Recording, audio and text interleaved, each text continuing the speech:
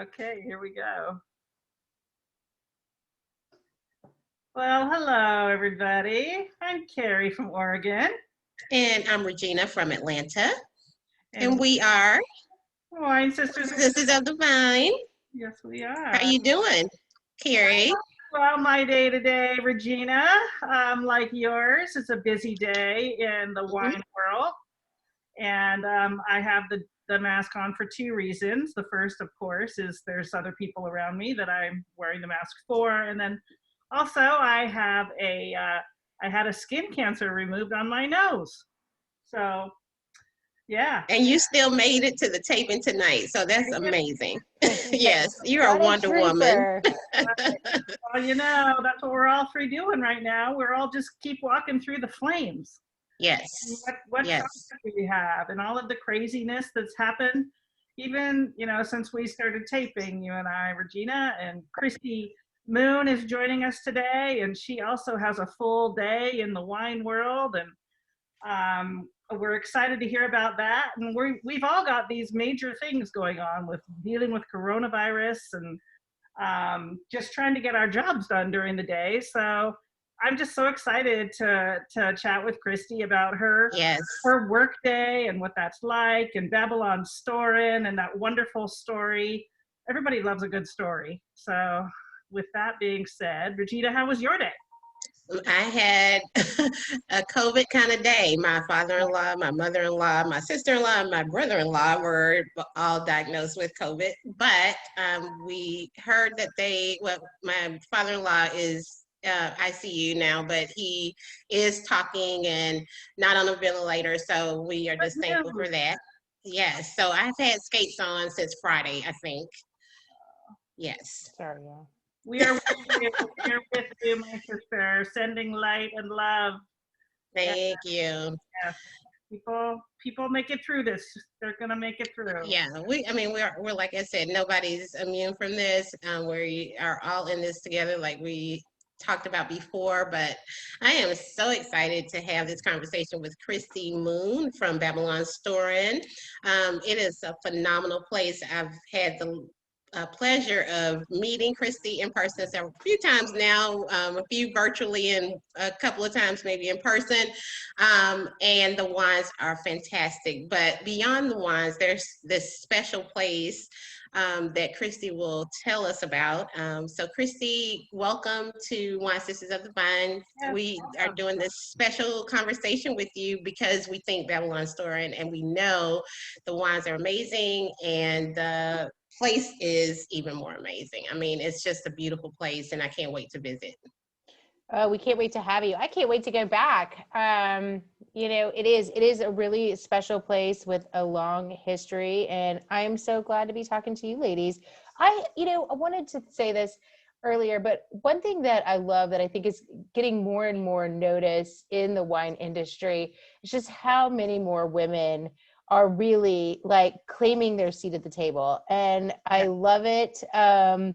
One of my favorite winemakers, I read a wine, I think it was Wine Enthusiast. I read this article and they asked her, they were like, what do you think about being one of, the top female winemakers in Napa? And she's like, not nearly as good as I'll feel when I'm just one of the top winemakers in Napa. And I Thank you for that. Can just you say that? right. And I absolutely loved it. And I'm like, yes, right on. And honestly, I love that we are supporting each other. It's becoming, so much more important to make sure that if you do have women, in your company and in the industry, that we are highlighting them. We are lucky to have, we've got amazing winemakers at Babylonstoren. Our head winemaker and cellar master is my boss, and his name is Charles Coetzee. And then under him is another gentleman by the name of Klaus.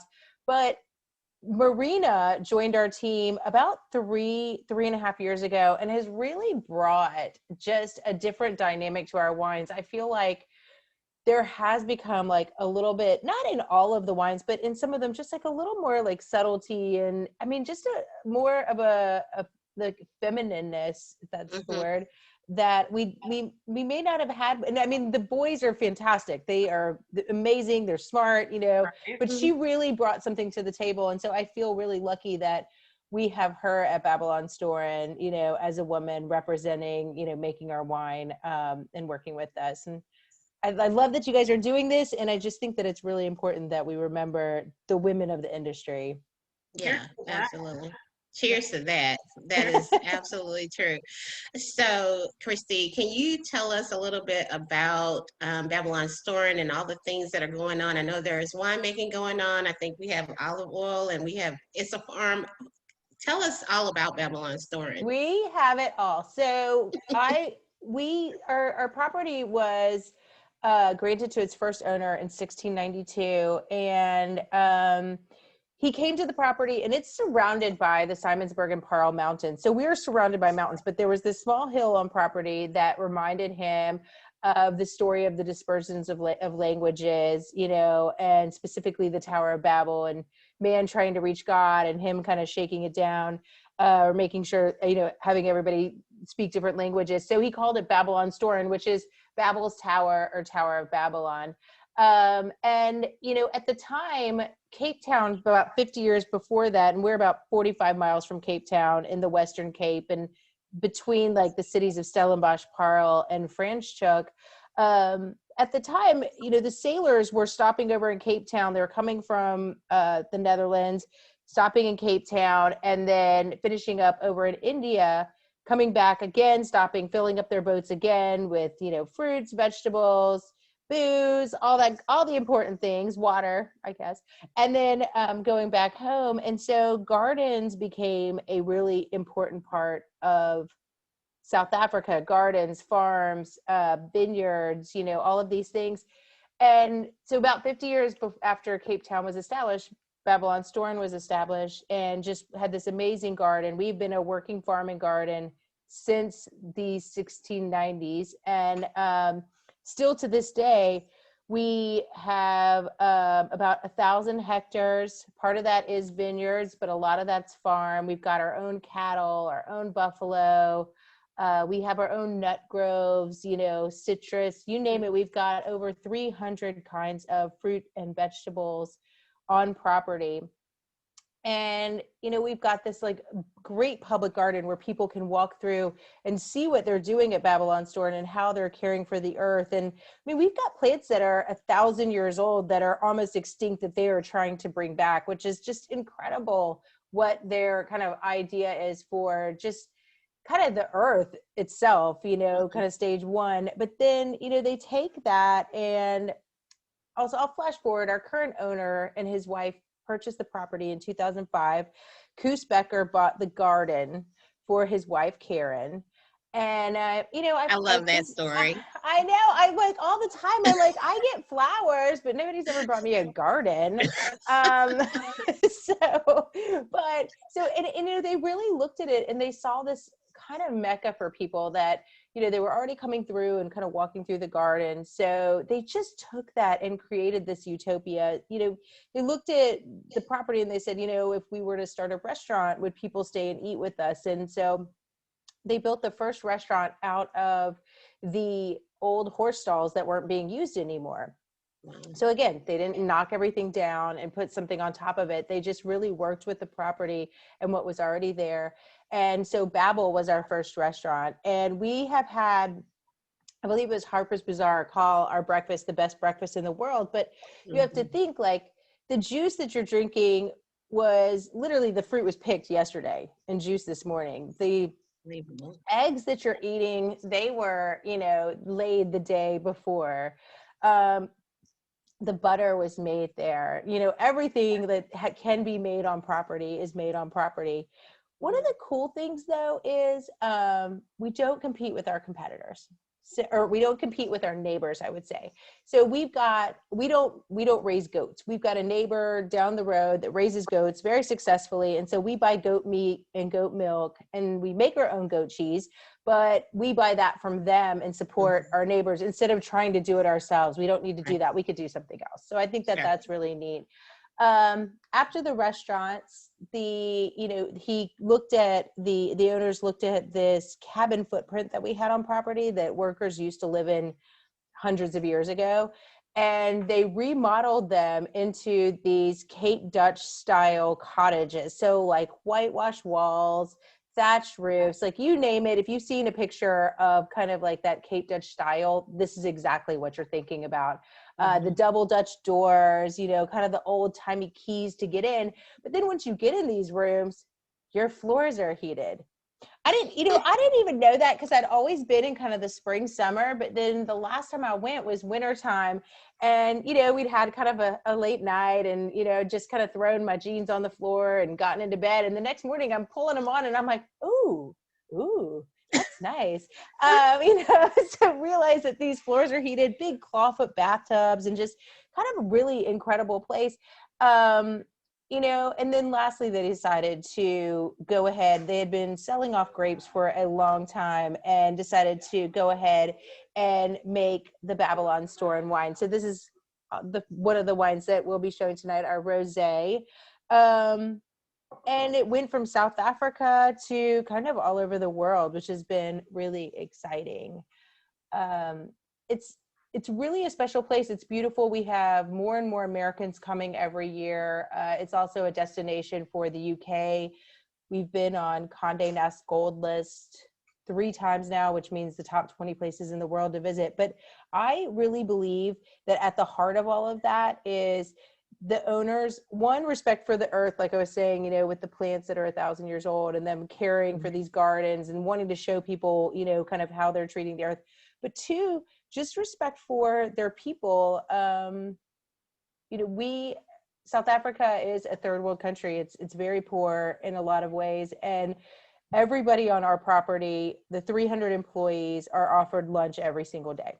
So there's this cool cantina, and the people from the farms kind of mix with people from hospitality, and the mix with people from the hotels and the people from the winery. And so everybody comes to lunch at the same place. And, it creates this like sense of community with. I was going to say, that sounds like family, Yes, community. Exactly. Yeah. Exactly. And 2, make sure everybody's got like a hot lunch in their belly every day. Mm-hmm. So, that's important. Let's face it, that's brain food. It's a public garden, so people actually pay to come in, and all of that money is actually used to send the employees of the children to school, or the employees of the children, the children of the employees. I'm sorry, y'all. It's Monday. No. What happened there? Like the children of the employees to school, and it costs money to go to school in South Africa. So, that's key. And so that's really that's at the heart of, I think education, first world, second world, third world, whatever world, is at the heart of how we fix a whole lot of problems. Yeah. And, knowledge is power. Knowledge is power. And so for them to be, really investing in the children of the employees of Babylonstoren is important. And last but not least, they do have their own school where it goes from I think kindergarten, what we would consider kindergarten, all the way up through high school. And every year they're capturing more and more children. I think the last I looked, it was like 25 to 30 kids, and it's only been open for a few years. So they're really at the heart of that. So, like you said, it's a special place. It is the most beautiful place to visit. Every time I go, I'm just like, there's something new that I had no idea was coming. But truly, they are good people, trying to do something good as well. So I love it so much. It could go on and on. But we went way over on this question. So. No, I don't think you can go over. It really is an amazing place that I'm hell bent on getting there. Yes, no, you must. Right, Regina, it's time. It's like, if we can't go there, we can at least hear about it. Exactly. So, exactly. I would also like to hear about a day in the life of you representing Babylonstoren. What is a day in the life of Christi Moon and your wine world? What do I not do? So, it's a small business. It's my dad and myself and I that work in the United States together. We actually hired another lady this year to work some of our Western states. So my day it's extremely exciting every day. Now, just kidding. I kind of start off and check emails and figure stuff out, but with the way that COVID has been, instead of being able to be in the accounts, like, seeing people like Regina on the daily, I'm on the phone and just scheduling meetings and really trying to work on, connecting with the people that are out there selling my wine. Cause I'm just me. If I don't get Regina invested in selling Babylonstoren, then it's hard for me to get to her customers. So I spend a lot of time talking to people like Regina, that are kind of at the forefront with consumers. I speak to a lot of our distributors and try to, work on kind of marketing materials with them, pricing. Right now we're looking at doing some Google ads, and we're going to start in the Atlanta area, in Georgia. Okay. So Regina, hopefully people will be running into your store. Yes. With stores. But trying to figure out like what those campaigns look like is really interesting. Working with our online shop, we still, the orders that come out of Atlanta from our online shop are still like packed by us. So my brother, my dad, or myself, or maybe more than one of us, have touched every order that's come out of Atlanta to go into one of the states. Yeah. It's, when you think about April and May, the online sales being like Christmas, it is absolutely incredible. But we have a wine club, and right now we're lucky. We're almost at a year, and we've got 25 members, which it's really exciting for us. But we pack every one of those wine clubs every 3 months with just like the wine, something from the farm, a whole lot of love, like. Yeah, I love that. I love that. I love getting a little care package with a little extra inside. Right. I think we need to see that wine, don't you, Regina? Yes, absolutely. You do. Well, you're going to share with us, Christi. What? Okay, so I've got a rosé. This is actually one of my favorite wines. I think we did it at your tasting, and we did. I tell people, first of all, rosé is like the little black dress of wine. It goes with anything. It's never too dressy. It's never too casual. Like, it's absolutely the wine that goes with everything, because you've got some backbone to it. You've got some of those tannins that, when basically, I'll back up, like, rosé is made by leaving the juice intact with the skins, you guys know, obviously, for several hours instead of several days, which would make it then a red wine. And so you get some of that you're going to get a red wine, but you still get that bright acidity and just some like really round flavors. I just recently realized that our rosé is 100% Mourvedre. People say it both ways. What I didn't realize is that those expensive rosés from the Bandal region are all 100% Mourvedre, so, and we're way less than them. Way. That's why the rosé sold out. Like, that was the first thing that sold out. Everybody fell in love with that rosé. It's just amazing. Well, and I say this, I mean, if you go to dinner and you're eating a burger and your husband wanted something like a salad or fish or whatever, there's not a lot of like reds that work with both of those things, but rosé will always work with those things. And the great thing about it is, like, as we cruise into the holiday season and we're having like these rich appetizers or like turkey and stuff, rosé is one of those things that just cuts right through. So I think it's really sad when people start putting their rosé away as soon as it starts to get cool outside, because I mean, it's really an all year wine. And our consumer needs to realize that. Yeah, so we got to do a better job of putting that out there, because especially this one has structure. I mean, it certainly could go with any Thanksgiving meal. I mean, I love it with just a roasted chicken. It is delicious with that. Smoked chicken, I love it. It's great. Appetizers too, appetizers. Yeah, to go with that chicken. Yeah. It works its way through the entire meal. And then, honestly, I've had chefs do it at dessert with something that was like maybe just like really delicate and fruity. So you really can take it through like just having a glass of wine, to, like you said, appetizers all the way through the meal and then to dessert. And it's just still delicious. So you know, no, you don't need a cup of coffee. Just have another glass of like rosé with your Yeah. dessert. It'll be delicious. I love that little Absolutely. black dress. We should get it to like put over the rosé bottle. You We know, should get a little little black little dress cute that little, goes over yeah, the bottle, a little Yes. bottle apron, a little cute little tail black dress, bottle apron. right? I'm gonna find one of those. Do I you want love. me to go to the next one that I pulled? Yeah. What I'm drinking and what Regina said she loves. So this is our Shiraz. It was the 2018 bottle we finally put in this kind of beautiful burgundy style bottle. It's 100% Shiraz. And Regina, correct me if I'm wrong, but Shiraz can be like a little misunderstood, don't you think? Did Oh, I yeah. lose her? She'll come back. She'll come back. Yeah. Well, Shiraz, you know, it's grown in so many places in the world. It's a complicated wine, and I know that. How many varieties do you grow at Babylonstoren? Like 17 or something. I saw. Yeah, it's around 17. And we have 4 whites that we grow, and then no, maybe closer to 14. But yeah, we do. We have about 14 different varietals, and they're, you know, all of them are French varietals except for Pinotage, which I guess would be the only like kind of South African varietal. But South Right. Africans love their French varietals. So, you know, Chenin Blanc, like originally like with the Loire Right. Valley, and Right. or Loire, like our Chardonnays. We've got Pinot Noir. We have Malbec. We have Cab Franc, Petit Verdot. You know, so it's they love their French wine varietals, and they love their French winemaking styles. Yeah. So we're, you know, they I think everything that they're doing down there in the Western Cape is just delicious. And then, you know, outside of that as well as in Swartlands and some of the other regions. But So the French colonial, there's definitely an influence in the winemaking region there from there that is French colonial period that still is apparent today.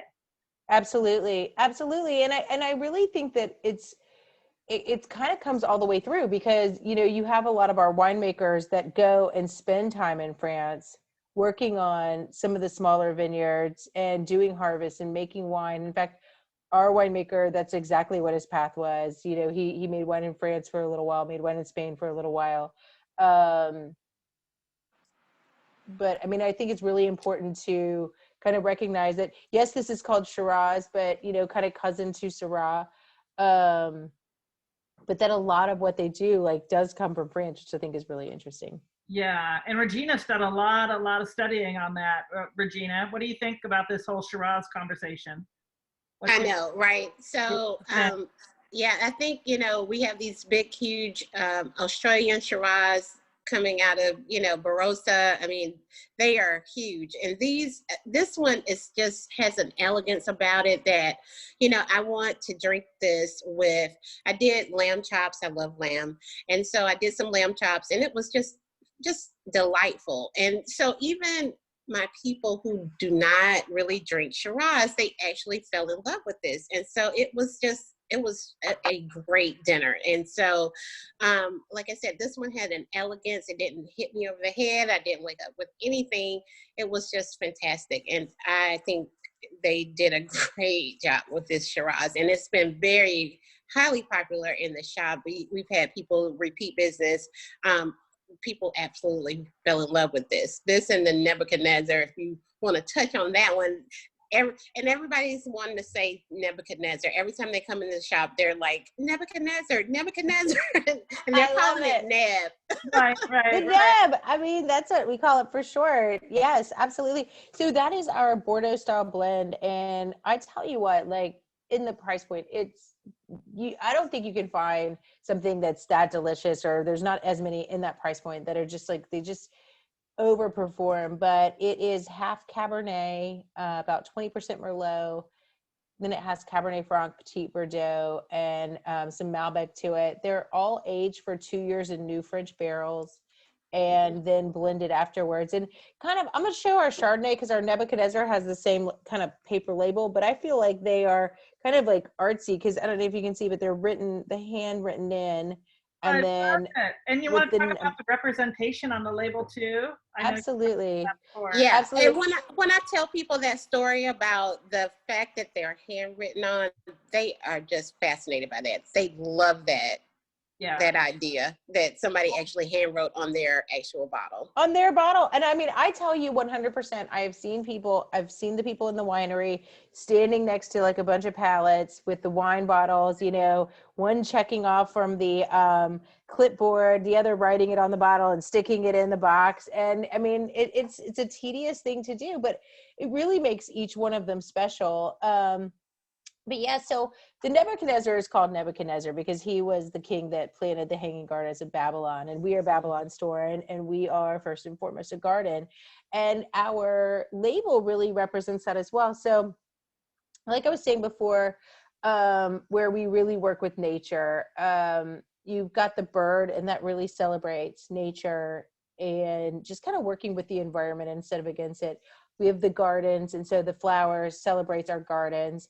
And then the pipe is for our people. It is very traditional in South Africa for the farmer to sit back and smoke a pipe at the end of the day. And without our farmers, we would not be who we are. So, you know, it's just out of respect for our farmers that, you know, really, truly make Babylonstoren what it is. You know, it's when you go there, you will see that everywhere around you, people are harvesting and tending like plants in the gardens. And, you know, you literally can walk through under like our plum trees. And if it looks good, pick a plum and take it. And one of my favorite stories about Babylonstoren is that there are absolutely no signs that say, don't do something.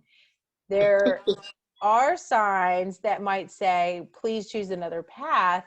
That being said, if you don't choose to choose another path, nobody's going to yell at you. Nobody's going to fuss at you, you know, because our owners believe that our lives are so scripted and we have so many things going on day to day, you know, that we have to do, that once you've gotten yourself to Babylonstoren, you should pretty much just be able to play.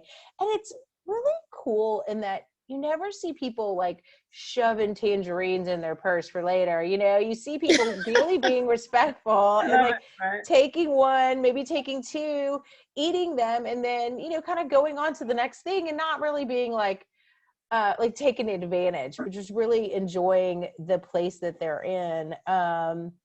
And you know, so I just think that's exciting. And we're a farm, so we do more than one thing. I did want to say, like, we do olive oil. This just came to the United States. This is our single varietal Frantoio. Can you hold that up again? That is so pretty, isn't it? So we have two. They're brothers or sisters. We have the Frantoio, which is a single varietal, which is our green one, and then we have our blended, which is our blue olive oil. That's nice.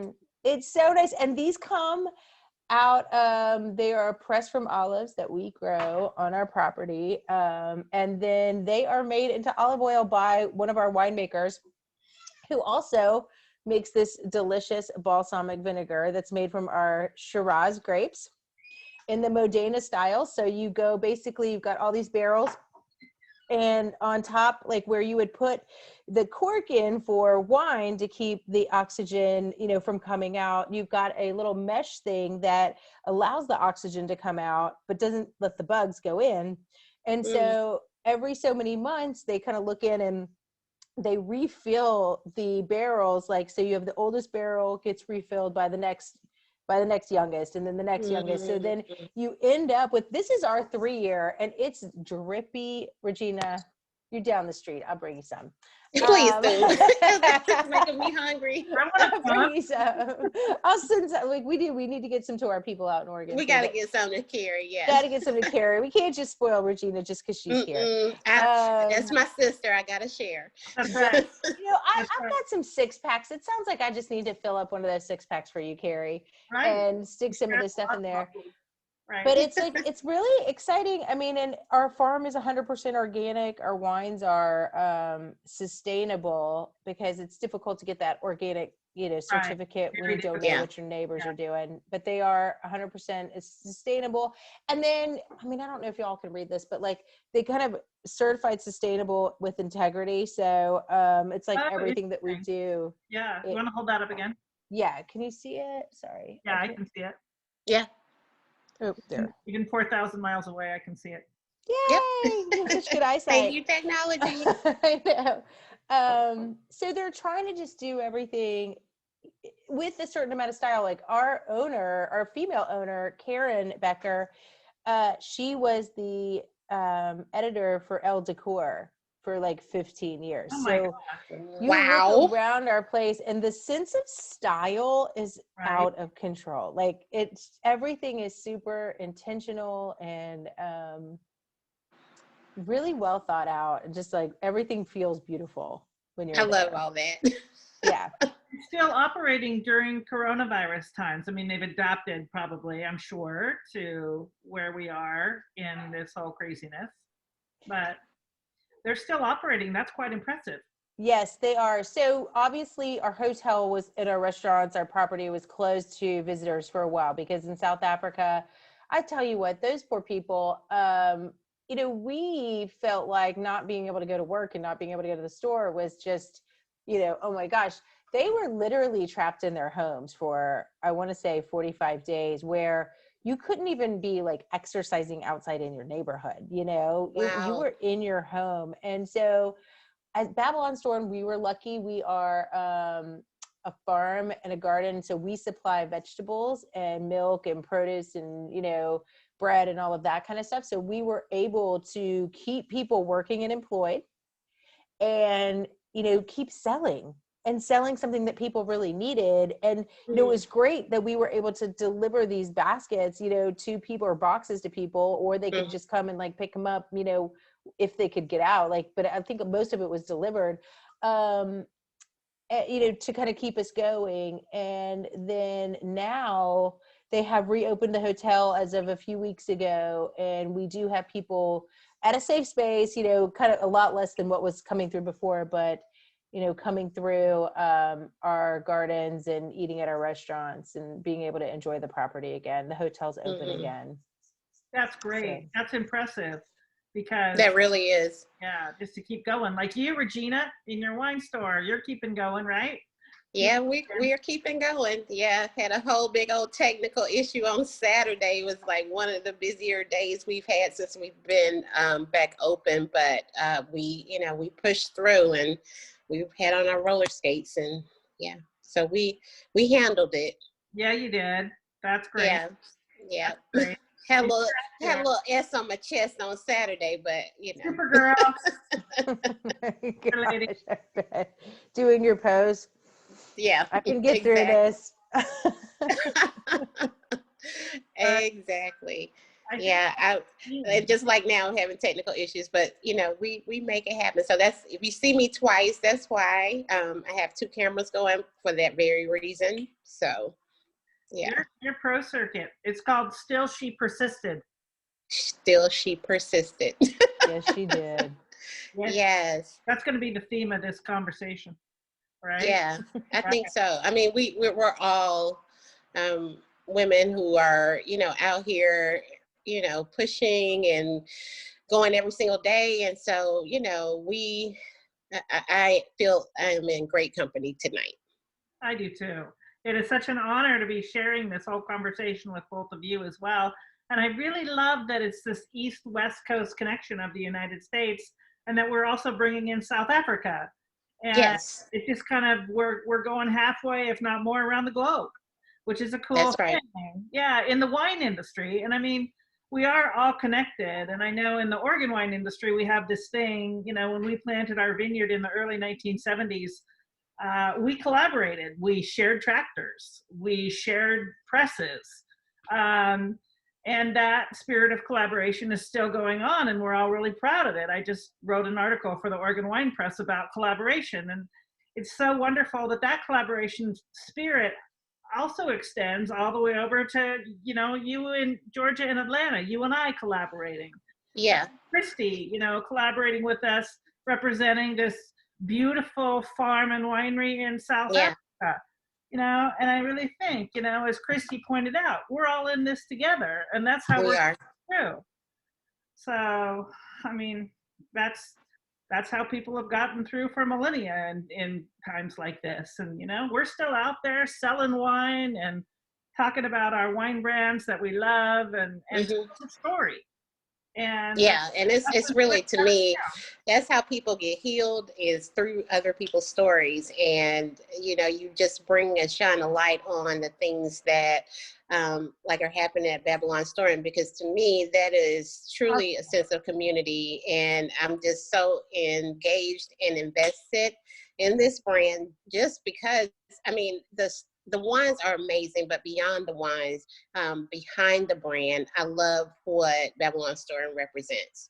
And so it will be a staple at Corsica Bay from now on. Yes.